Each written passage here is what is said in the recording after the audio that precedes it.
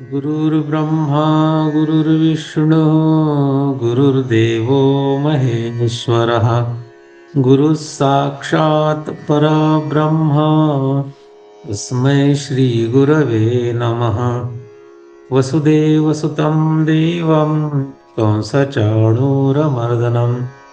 देवकी परमानन्दं कृष्णं वन्दे जगद्गुरुं। हरि ओम तत्सत्। हरि ओम तत्सत। हरि ओम तत्सत। सद्गुरुनाथ भगवान की जय।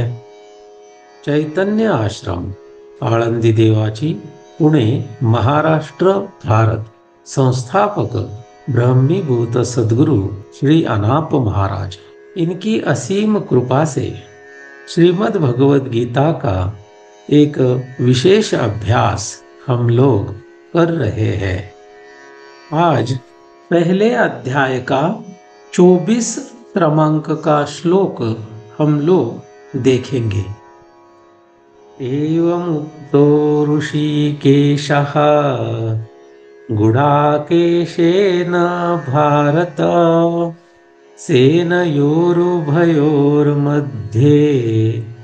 स्थापयित्वा रथोत्तमम्।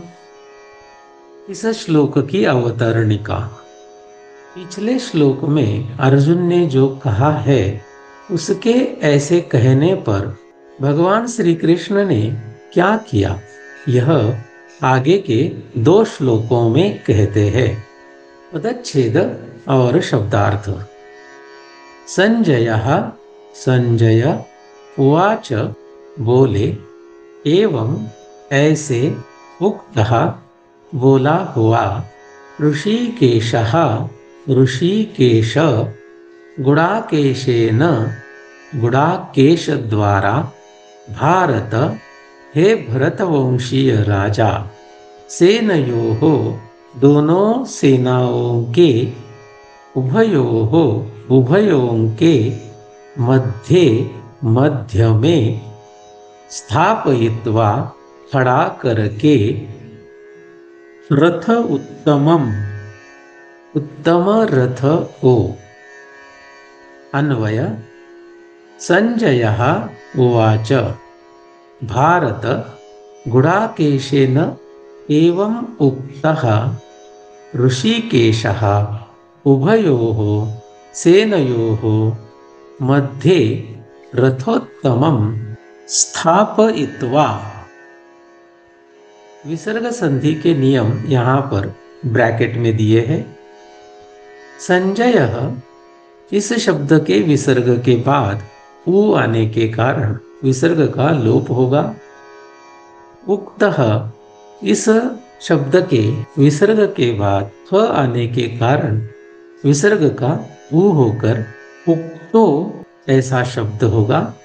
ऋषिकेशः, इस शब्द के विसर्ग के बाद उ आने के कारण विसर्ग का लोप होगा। उभयोः, इसके बाद स है, इस कारण विसर्ग को विसर्ग ही रख सकते हैं या फिर सहलंत लिख सकते हैं।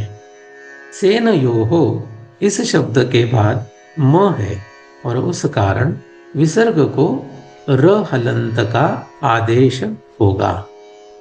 अन्वयार्थ।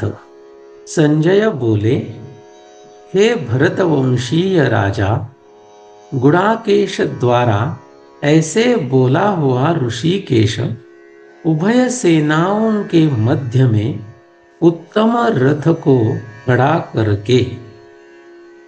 सरलार्थ। संजय बोले, हे भरतवंशीय राजा धृतराष्ट्र, गुडाकेश द्वारा ऐसे बोला हुआ ऋषिकेश उभय सेनाओं के मध्य में उत्तम रथ को खड़ा करके। यहाँ पर यह श्लोक पूर्ण नहीं हुआ है, अगले श्लोक में यह कंटिन्यू होगा। गुडाकेश, इस शब्द का थोड़ा अधिक अर्थ देखते हैं। निद्रा, आलस्य, इंद्रिय, इनका ईश अर्थात शास्ता, या फिर हम ऐसे कह सकते हैं, जिसने निद्रा, आलस्य और इंद्रियों को जीता है। वह गुडाकेश इस नाम से जाना जाता है। अर्जुन ऐसा गुडाकेश यह माना जाता है। भगवान शंकर को भी गुडाकेश कहा जाता है, क्योंकि उन्होंने भी निद्रा, आलस्य और इंद्रियों को जीता था। दूसरा एक अर्थ गुडाकेश का दिखाई देता है, घुंघराले बालों वाला। तो अर्जुन के बाल जो थे वह घुंघराले थे, ऐसे भी माना जाता है। इस श्लोक के ऊपर भगवान श्री ज्ञानदेव महाराज जी ने एक ही ओवी लिखी है। हे राजन सुनिए। अर्जुन के इतने बोलने पर तब श्री कृष्ण ने रथ को आगे बढ़ाया और दोनों सेनाओं के बीच में खड़ा कर दिया। तो इस तरीके से हम लोगों ने 24 क्रमांक का जो श्लोक है उसको समझने की कोशिश की। तो आज के लिए बस इतना ही। कुंडलीक वरदा हरिविठ्ठल श्री ज्ञानदेव तुकाराम पंढरीनाथ भगवान की जय।